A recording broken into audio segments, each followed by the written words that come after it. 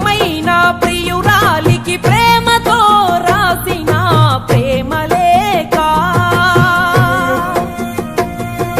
స్వయమైన చేతులతో ముక్కలుగా చింపిందే మనసు రేఖ నువ్వు శివని కాదే నిన్ను ప్రేమించింది నువ్వు దేవతవని కాదే నిన్ను పూజించింది నువ్వు నింగివని కాదే నేలనేమైంది నా ప్రాణం అనే కదా నీకు అలుసయ్యింది రాతలో లేని రాదమ్మ చెప్పలేనంత బాధమ్మ